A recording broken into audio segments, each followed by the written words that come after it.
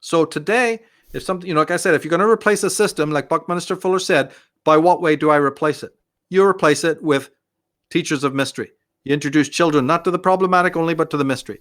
You say, hey, how can it be I just can't get around that Schelling statement?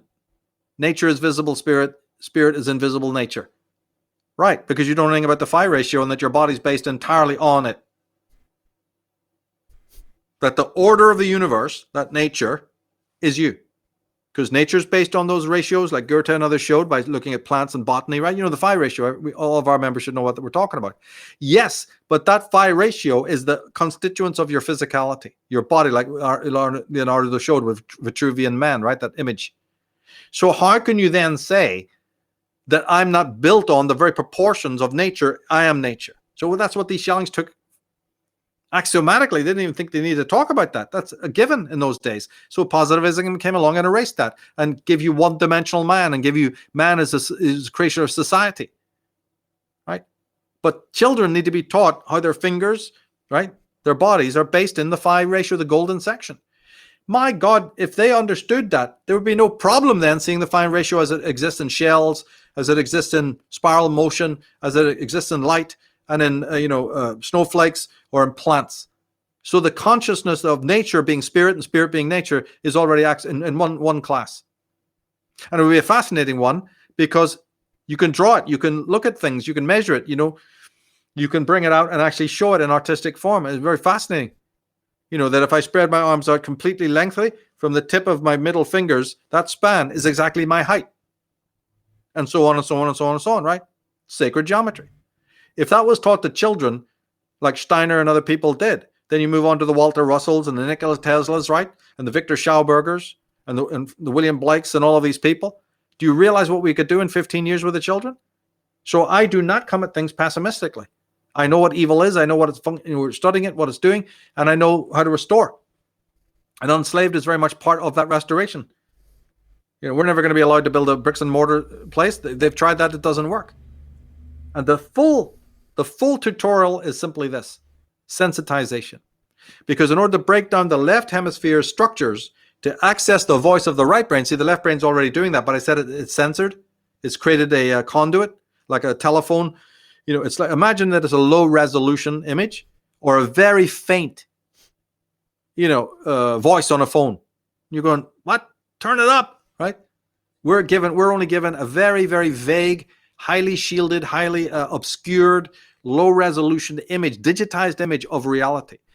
And the only answer to it, as we've been saying on program after program after program after program, is sensitization. Through the Reichian method, through martial arts, you must sensitize your being in whatever way you choose to do it. I'll give you total freedom. This is an investigation. I would never come in and draconianly say, do this, do this, do this. Then I'm just the same as the enemy. But you must sensitize yourself to start hearing the archetypes. Hear what, so that you can now start to envision through the imagination. That's why Blake had such a great respect for it. This is then what this does is it takes you to those Hegelian, well, first it'll take you to the mythic underpinnings of your stereotypical life, and then hopefully as you sensitize more, you start to pick up the movement of the Geist, the contrarium. Things will speak to you of something that is far below thinking.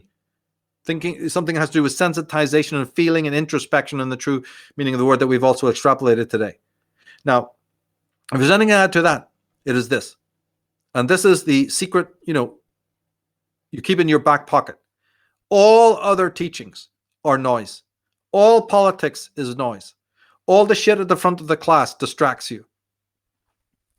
Doesn't sensitize you, it dulls you. So all other paradigms that would surround you, most of them, all the official ones, right? Not the books we talk about or the teachers I talk about, but all the rest of the malarkey. The church, the technology, the nonsense about future political utopias, all of that crap is just to dull the fuck out of you so you become desensitized and locked into the left brain's instruction. So everything about you is kept in a very mundane, you trust the obvious, everything has to be explained to you by that big booming voice in the fucking head.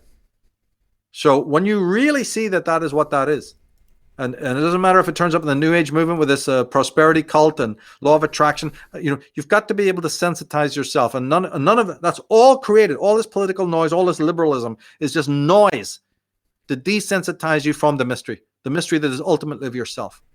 But as we said, the mystery has dynamics, and we pointed all those out. So people can go back and listen to this again, read the article, go to my mysticism article and programs, because now you've got the basic fundamentals on the menu. And then let it percolate, let it consolidate, and then you'll see the case that we're making here for this need to sensitize. And then it's just up to you to get on the adventure of how you're going to do that. For some people, it means a lot of silence and turning off a lot of things. For others, no, you can still do it in the middle of the crowd. Whatever way you do. This is your discovery. Your archetypes must lead the way now. The external authority, the external voice, can only go this far, what we've just done.